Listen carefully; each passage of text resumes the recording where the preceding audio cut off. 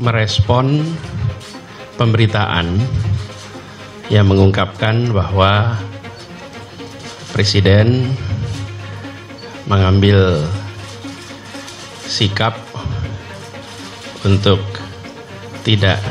akan bersikap tidak netral dan akan cawe-cawe. Semenjak malam sampai dengan tadi siang, kami banyak sekali menerima ungkapan aspirasi dan kekhawatiran. Ada yang mengungkapkan kekhawatiran penjegalan, ada yang mengungkapkan kekhawatiran kriminalisasi, ada yang mengungkapkan kekhawatiran tentang tidak netralnya penyelenggaraan pemilu, ada kekhawatiran tentang caleg-caleg yang mungkin dapat perlakuan tidak fair, partai-partai yang dapat perlakuan tidak fair, calon-calon presiden yang dapat perlakuan tidak fair, kemudian juga potensi terjadinya kecurangan. Yang semua itu dikhawatirkan muncul akibat adanya pernyataan bahwa tidak netral dan cawe-cawe. Nah, kami berharap kekhawatiran-kekhawatiran yang tadi diungkapkan itu tidak benar.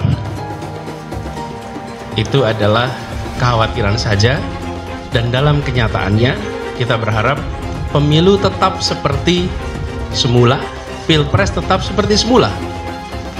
Setiap partai punya hak yang sama untuk mencalonkan.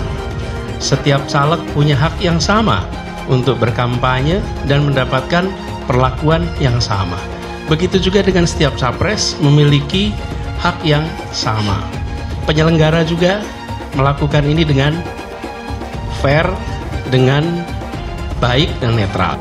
Untuk melakukan koreksi terhadap pemerintahan yang ada. Dan itu jamak saja di mana-mana di dunia itu negara-negara melakukan pemilu tiap 5 tahun, ada yang 4 tahun gitu, hanya untuk melakukan suksesi kepemimpinan dan melakukan koreksi terhadap jalannya pemerintahan. Oleh karena itu, sebagai satu evaluasi seperti itu, pastinya nawaidunya adalah sangat baik ya. Bagaimana membenahi negara bangsa ini agar jauh lebih maju gitu ya, jauh lebih berkeadaban dan jauh lebih tentunya mampu berkompetisi, berkontestasi dengan dunia internasional ya, di fora internasional gitu, dari saing kita dan sebagainya. Sebetulnya itu. Jadi domestik ini yang harusnya di internal di internal Indonesia ini yang seharusnya memang diperbaiki. Nah, dalam motivasi itu tagline-nya jelas sekali hari ini adalah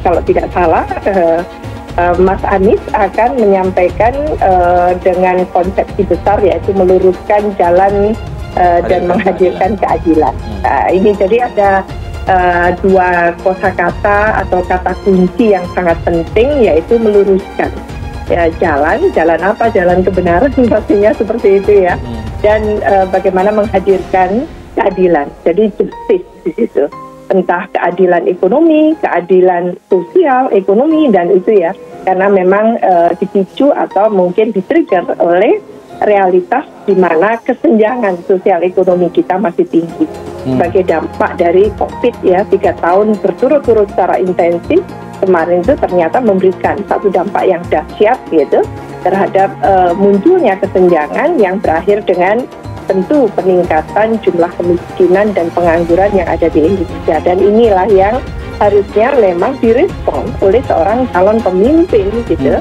yang akan berkompetisi dalam pemilu presiden 2024 nanti.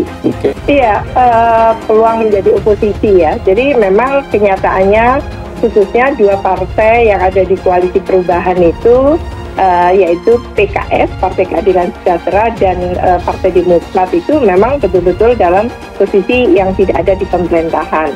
Nasdem memang ada di pemerintahan, tapi karena sedang mengusung Anies Baswedan kelihatannya tentu tidak happy ya dari pemerintah itu sendirilah. Sekarang sudah jelas-jelas adalah memang sebetulnya kalau mau menang gitu ya, dimanapun itu, Bahkan di Amerika pun ketika Obama gitu ya muncul membawa satu konsep besar gitu ya, perubahan gitu ya, yes we can kan gitu. Jadi menurut saya lah itulah esensi dari pemilu. Kalau ingin meraih dukungan gitu ya, tunjukkan bahwa calon-calon ini gitu ya, tidak hanya calon dari perubahan gitu ya, itu betul-betul memahami kebutuhan dari masyarakat, kebutuhan negara bangsa kita itu apa hari ini dan ke depan kan gitu. Nah, kalau sudah dipetakan dengan sangat bagus, lalu diformulasikan sedemikian rupa, lalu apa solusinya, opsi solusinya, itu menurut saya bagus sekali. Gitu. Koda nggak tahu balas budi, jasa Anies Baswedan untuk Jokowi disoroti. Dulu mengajari pidato. Dikutip dari Warta Ekonomi Jakarta, pegiat media sosial Tifauzia Tiasuma Dr. Tifa mengungkit kedekatan antara Joko Widodo alias Jokowi dengan Anies Baswedan. Lewat unggahannya, dirinya masih ingat bagaimana orang nomor satu dalam pemerintahan itu pernah dalam satu jajaran dengan Anies. Tifa mengatakan mantan Menteri Pendidikan tersebut mengajar Jokowi agar menjadi seorang politikus yang sukses di DKI Jakarta.